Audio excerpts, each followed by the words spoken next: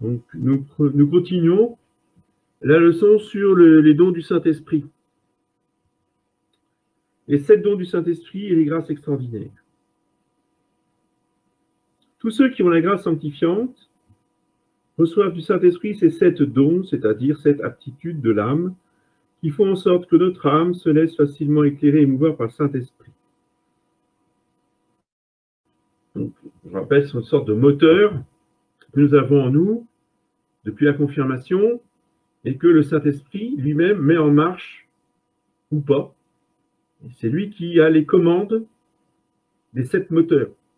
Ce n'est pas nous. Nous avons la commande des 7 vertus, mais nous n'avons pas la commande des 7 dons. Les 7 dons, c'est le Saint-Esprit qui agit. Le spectre solaire a 7 couleurs. Le chandelier à 7 branches du temple de Jérusalem figuraient les 7 dons du Saint-Esprit. Ces dons complètent les 4 vertus cardinales. Celles-ci écartent simplement les obstacles qui nous éloignent de Dieu, en soumettant à l'empire de la raison nos passions sensibles.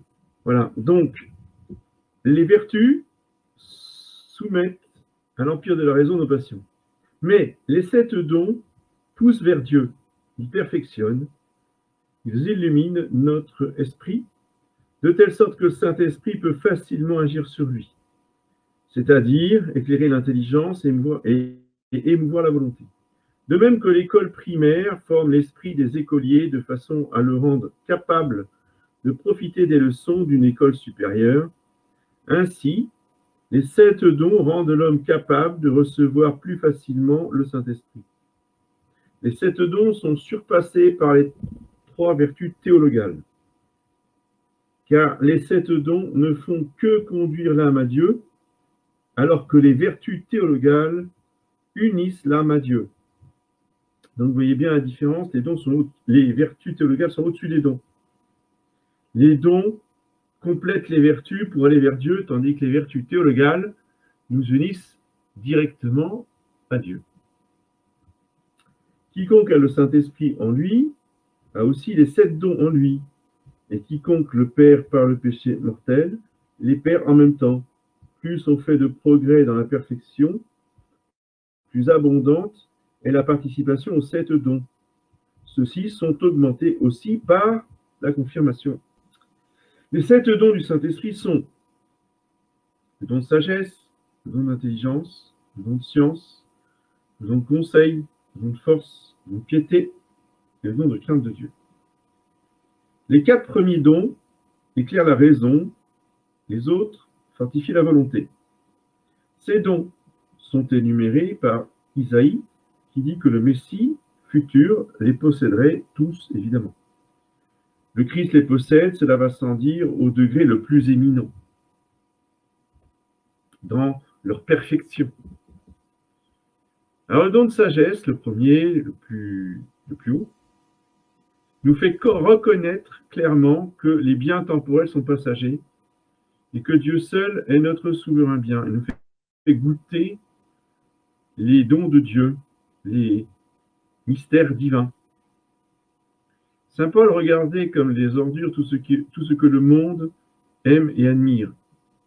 Salomon, qui avait joué du monde, appelle tous les biens et tous ses plaisirs des vanités. Vanité des vanités, tout est vanité, dit Salomon. Saint Ignace s'écriait souvent « Oh, que la terre me dégoûte quand je pense au ciel ». Et Saint François d'Assise disait souvent « Mon Dieu est mon tout ». Quand le soleil est à son coucher, il projette des ombres très longues. Les ombres sont au contraire très petites quand il est à son midi. Il en est de même de l'homme. À mesure que le Saint-Esprit s'éloigne de lui, les choses de ce monde lui paraissent plus grandes. Si au contraire le Saint-Esprit règne au centre même de ce cœur, elles lui paraîtront petites. Le don d'intelligence nous fait distinguer la vraie doctrine catholique de toute autre et nous rend capables de la défendre. C'est-à-dire que le don d'intelligence nous fait pénétrer dans les mystères chrétiens.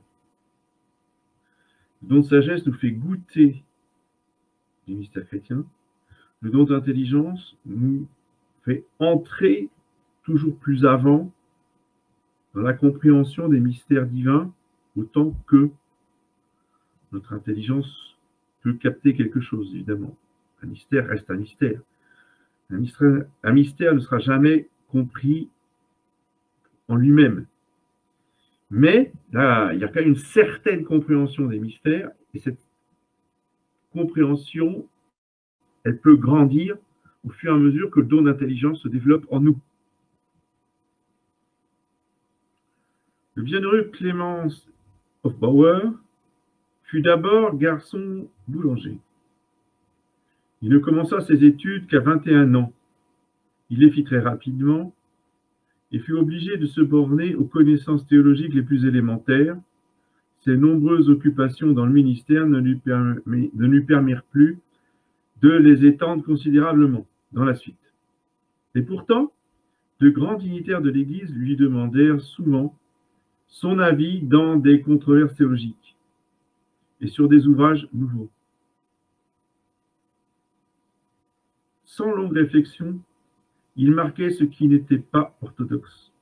Par modestie, il cachait l'illumination divine, en disant par plaisanterie « j'ai le flair catholique ». Le don d'intelligence nous donne une conviction profonde de la vérité catholique et une telle facilité de la défendre que le plus simple peut confondre les ennemis de l'Église. Sainte Catherine d'Alexandrie réfuta 70 philosophes et les convertit au christianisme. Le Sauveur a en effet promis à ses disciples de leur donner une telle sagesse que tous leurs adversaires seront incapables d'y résister et d'y contredire. Troisième don, le don de science. Il nous fait comprendre clairement la doctrine catholique sans études spéciales. Il nous fait discerner le vrai du faux, le bien du mal.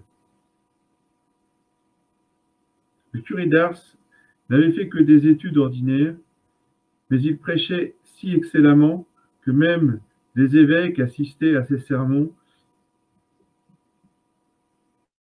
et étaient émerveillés de sa science. Alors attention, il y a des fausses idées qui circulent sur le Saint curé d'Ars. Et surtout pour justifier le clergé qui n'étudie pas, vous voyez, qui ne fait pas d'études, qui ne fait pas de séminaire. Donc, ils se réfèrent tous au Saint curé d'Ars. Bah oui, vous comprenez, le Saint curé d'Ars, il est très, très moyen en études. C'est comme nous, c'est pas grave. Même si on n'a pas fait de séminaire, eh bien, on imitera le Saint curé d'Ars. Ouais, ça ne marche pas comme ça. Et c'est une totale, je dirais, une fausse idée qu'on se fait du Saint curé d'Ars. Le Saint curé d'Ars était un prêtre d'études. Et encore aujourd'hui, on a gardé sa bibliothèque dans la cure d'Ars. Il y avait énormément de livres. Alors, le problème du Saint curé d'Ars, il n'était pas très bon en latin. Donc, lui, les ouvrages de théologie en latin, ce n'était pas franchement sa tasse de thé, parce qu'effectivement, il était limité. Mais par contre, il avait d'excellents livres en français et il lisait beaucoup. Oui. Donc, attention, si vous voulez, à cette légende du Saint curé d'Ars qui était bébête, quoi. Hein. C'était quelqu'un qui était un prêtre qui n'était pas très cultivé, c'était tout le contraire. Il était très cultivé. Mais, effectivement, ce n'était pas un grand théologien dans le sens universitaire du terme. Bon. Ça n'empêche que, justement, il avait les lumières du Saint-Esprit, c'était un homme de prière, un homme profond, un homme de méditation, qui lisait beaucoup. Et donc, il était de très très bons conseils. Saint Thomas d'Aquin affirmait souvent avoir appris au pied de l'autel et du crucifix plus que dans les livres. De même, saint Ignace de Loyola déclarait être sorti de la grotte de Menrez plus savant que s'il avait été sous la direction de tous les docteurs de l'univers. Encore le General Clemens Hofbauer répétait souvent ces mots de l'écriture: je n'ai pas la science des livres. Le vieillard, Siméon, n'avait pas non plus appris dans les livres que l'enfant déposé dans ses bras était le Messie. C'est pas pour ça que ces gens-là lisaient pas. Hein. Encore une fois, je vais dire, j'insiste, mais c'est vrai. Pour eux, la science des livres n'était pas essentielle. Et justement, ils obtenaient des lumières du Saint-Esprit. C'est pas pour ça qu'ils lisaient pas. Hein. Ils se cultivaient, ils connaissaient beaucoup de choses. Et en particulier, Siméon, le vieillard Siméon dans le temple, c'est des gens qui connaissaient l'Écriture sainte par cœur. Bon, alors, avant de dire qu'ils ne savaient rien et qu'ils ne lisaient pas, vous voyez, il faut réfléchir un peu si on veut les imiter, il faut au moins être à l'égal de leur connaissance. Vous voyez, c'est pas parce que ce n'étaient pas des savants qu'ils n'étaient pas très cultivés. Après la venue du Saint-Esprit, les apôtres furent revêtus de la force d'en haut, c'est-à-dire d'une science claire de Dieu, puis ravis au paradis et y entendit des paroles mystérieuses. Tous les docteurs de l'Église, qui malgré leurs nombreuses occupations, écrivirent tant de livres, étaient doués du don de science. Je me permets de rajouter, c'est pas dans Spirago, je me permets de rajouter, là pour le coup, un miracle, mais ce n'est pas tous les saints comme ça. Mais effectivement, Dieu a permis, pour sa gloire, que des personnes totalement ignorantes de la science, enfin de connaissances, qui lisaient très peu, même qui ne savaient pas lire, analphabètes, du style Saint Hildegarde, et qui a écrit des traités de médecine. Pourquoi pas par... parce qu'elle avait effectivement lu ça dans les livres, c'est par révélation divine. Donc les livres de Saint Hildegarde sont des livres de ses connaissances qu'elle a reçues par illumination divine. Non, mais tous les saints sont pas comme ça. Le don de conseil nous fait reconnaître dans les situations difficiles ce qui est conforme à la volonté de Dieu de manière pratique. Oui, il vous arrive très souvent d'être face à des situations, même si vous allez voir dans le catéchisme, vous n'avez pas la réponse. Le catéchisme ne vous donne pas la réponse à toutes les situations concrètes que vous avez à vivre. Alors, bon, c'est bien au départ, quand on se convertit, qu'on découvre la religion, c'est important de demander à un prêtre de nous expliquer, de nous donner des lumières. Bon, c'est pour ça que vous êtes là ce soir. Hein. Mais vous n'aurez pas toujours un prêtre sous la main ou au bout du fil pour répondre à toutes vos questions que vous vous posez. Donc, le but du prêtre, c'est de vous apprendre à écouter le Saint-Esprit, à vous apprendre les principes généraux qui dirigent l'action catholique quotidienne, pour que vous puissiez vous débrouiller tout seul après. Que vous, dans la plupart des situations, enfin ordinaires, disons, vous n'avez pas besoin systématiquement d'appeler monsieur l'abbé. Vous voyez, c'est bien au début. Encore une fois, c'est pas un reproche aux débutants. Mais quand on a une pratique de la religion de 10, 15, 20 ans, bon, bah, c'est fini tout ça. Il y a, à un moment donné, on a compris comment les choses fonctionnaient. C'est en gros à peu près toujours la même chose. Hein, et on fait appel à ce moment-là au prêtre que dans des situations extraordinaires, quelque chose de nouveau qu'on n'a pas connu avant et qui nous pose problème, on n'arrive pas à résoudre. Mais ça reste quand même assez rare. Vous voyez, le but de la formation catéchétique que vous suivez, c'est de vous apprendre à vous diriger par vous-même. C'est ça le but. C'est pas d'être tout le temps dépendant de monsieur l'abbé. Et donc, la première chose à apprendre, c'est à poser des questions à son ange gardien et au Saint-Esprit. L'ange gardien, il est là, il voit très bien, il ne vous quitte pas d'une semaine, il voit très bien la situation. Donc, on lui demande, c'est à lui qu'on demande conseil, d'abord. Avoir ce réflexe de demander à son ange gardien et au Saint-Esprit. Jésus-Christ, dit l'abbé Spirago, répondit avec prudence à la question « Faut-il payer le tribut à César ?» Ce don fit porter à Salomon des jugements remarquables. Au satellite de Julien, qui demandait à saint Athanase en fuite « Où est Athanase ?» Donc Julien, c'est l'empereur. Hein. Où est Athanase? Bien, Athanase répondit « Il n'est pas très loin, il est dans les parages. » Alors que c'était lui qui répondait. Hein. Et il n'a pas menti, parce que forcément, il n'était pas très loin, effectivement, il était juste à côté. C'était le don de conseil qui avait guidé saint Athanase. Le moine Noctaire de Saint-Gall était souvent consulté par Charles le Gros. Par jalousie, l'un des courtisans voulut un jour humilier ce saint homme. Un jour que celui-ci priait dans l'église, le courtisan alla droit sur lui avec ses compagnons et lui dit « Homme savant, sais-tu ce que Dieu fait dans le ciel ?» Oui, répliqua Noctaire, il élève les humbles et il abaisse les superbes. Les courtisans éclatèrent de rire et le tentateur s'en alla couvert de honte. Le même jour, il tomba de cheval et se cassa la jambe. La réponse de Noctaire était l'effet du don de conseil. Déjà, le Sauveur disait aux apôtres, en leur annonçant les persécutions, « Ne vous souciez pas de ce que vous répondrez, ni de la manière dont vous répondrez, car à cette heure même, le Saint-Esprit vous apprendra ce que vous aurez à dire. » Donc, quand on est dans des situations difficiles, quand on doit aborder des parents, alors parents au sens large, hein, le papa, maman, les frères, les sœurs, la femme, le mari, etc.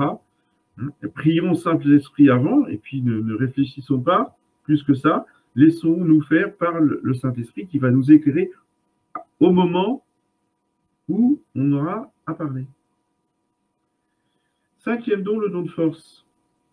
Alors ce don de force nous fait supporter, pour accomplir la volonté de Dieu, toutes les épreuves, jusqu'à la mort. Saint Jean Nepomucène se laissa jeter en prison, torturé avec les fers rouges, précipité dans la Moldave plutôt que de violer le secret de la confession. Le saint homme Job ne perdit pas courage malgré la ruine de sa santé, de sa fortune, malgré la mort de ses enfants, malgré les railleries de ses amis et de sa femme. Abraham était prêt à sacrifier son fils unique, bien-aimé, parce que Dieu le voulait. Le don de force résidait à un degré éminent dans le cœur des martyrs, des confesseurs, des pénitents, mais surtout dans le cœur de la Mère de Dieu, la reine des martyrs. Elle fut si constante durant la passion du Sauveur qu'à défaut de bourreau, elle aurait elle-même crucifié son fils si Dieu le lui avait ordonné, car elle avait le don de force dans une mesure beaucoup plus grande que Abraham.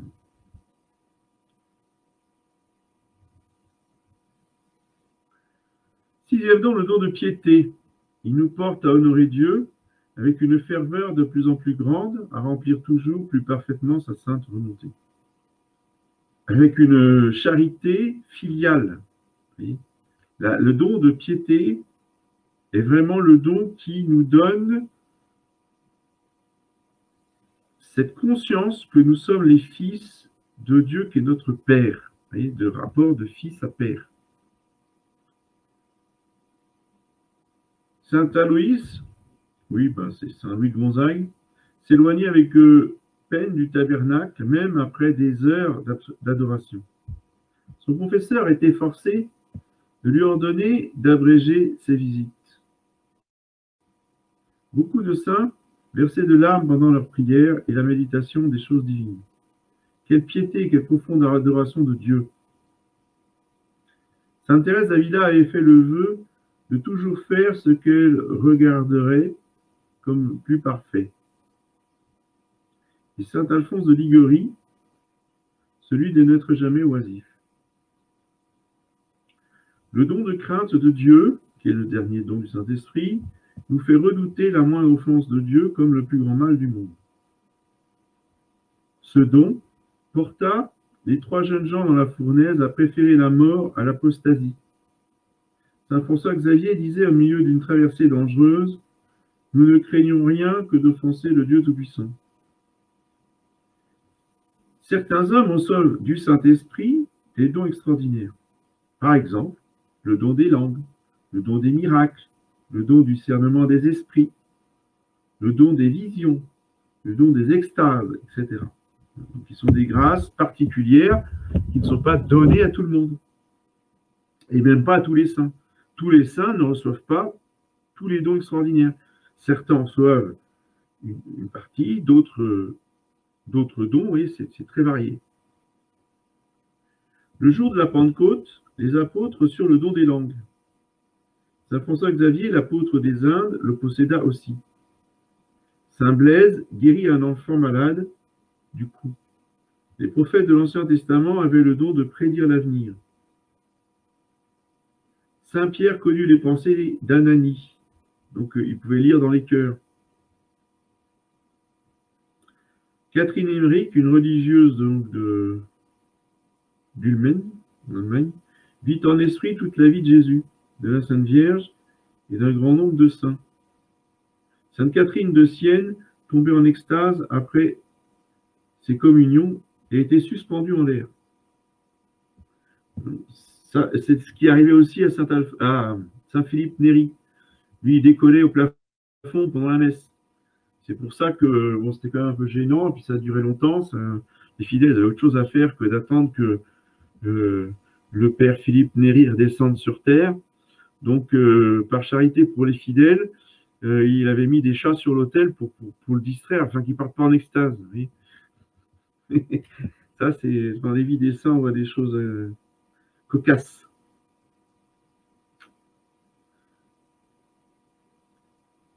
Sainte Bernadette, donc de Lourdes, tomba aussi en extase à l'apparition de la Sainte Vierge à la grotte de Massabielle. Les stigmates, c'est-à-dire l'impression sur un corps des plaies du Sauveur, sont aussi un don extraordinaire du Saint-Esprit. Donc les saints qui ont eu les stigmates reconnus par l'Église sont Saint François d'Assise, lors de l'apparition au Mont Averne, Sainte Catherine de Sienne, et on connaît dans le temps moderne, le Padre Pio, qui avait aussi les saints stigmates. Ces dons sont distribués par le Saint-Esprit comme il lui plaît. Le soleil, en éclairant les fleurs, leur fait répandre différents parfums. Ainsi, le Saint-Esprit, par sa lumière divine, produit chez les justes des résultats divers. Il leur accorde des dons selon leur tempérament. Le Saint-Esprit n'accorde ces grâces extraordinaires que pour le salut des âmes et dans l'avantage de l'Église. Et c'est pour les autres qui reçoivent ces grâces extraordinaires. Ce n'est pas pour eux-mêmes. Ce fut le cas au temps des apôtres. Dieu ressemble à un jardinier qui n'arrose les plantes que pendant leur jeunesse. Quand la vraie foi est en danger, Dieu secourt son Église par des grâces extraordinaires. Elles se doivent être utilisées qu'en vue du bien commun. Le négociant ne laisse jamais son argent dans sa caisse sans le faire fructifier. De même, Dieu ne veut pas que ces grâces restent inutilisées. Il veut que les hommes en profitent. Les grâces extraordinaires ne rendent pas l'homme meilleur en soi. Ce sont des talents que Dieu accorde d'après son bon plaisir, comme la richesse, les charges, une longue vie. Sans doute, ce sont des dons précieux, avec lesquels on peut faire beaucoup de bien et amasser de nombreux mérites. Aussi, Sainte Thérèse disait-elle, « Je n'aurais pas échangé un seul de ces dons contre tous les biens et toutes les joies du monde. Je les regardais toujours comme un grand bienfait du Seigneur, et un inestimable trésor. Ces biens en eux-mêmes n'augmentent pas la valeur d'une âme, c'est seulement leur bon usage. On peut posséder le don des miracles et perdre son âme. Les miracles ne donnent aucune certitude de salut. Judas même opéra, dit-on, des miracles. Ces grâces ne sont donc pas toujours une preuve de sainteté. Jésus-Christ l'affirme lui-même. Toutefois, on trouverait difficilement dans l'Église un saint qui n'ait pas eu ces dons extraordinaires du Saint-Esprit. En général, tous les saints qui ont été canonisés, justement, ont fait des miracles pendant leur vie. Et pour être canonisés, ils ont dû faire des miracles après leur mort. Ça fait partie des conditions du procès de canonisation, de faire des miracles pour pouvoir être canonisé.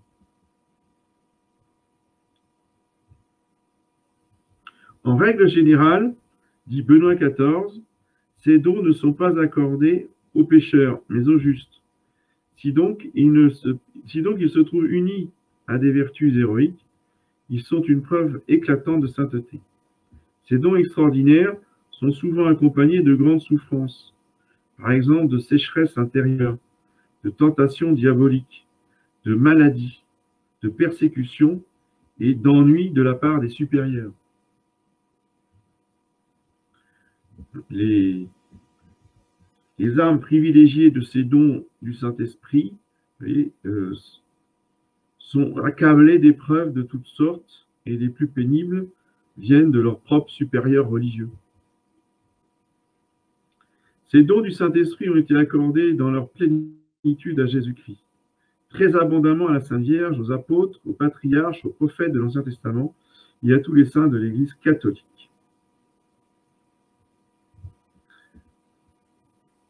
Nous allons arrêter ici parce que le paragraphe suivant concerne le gouvernement de l'Église par le Saint-Esprit. Donc là, c'est au niveau ecclésial. C'est pour mieux connaître ce qu'est l'Église. Donc on va en rester ce soir sur les dons extraordinaires, sur les âmes, sur les individus et les personnes.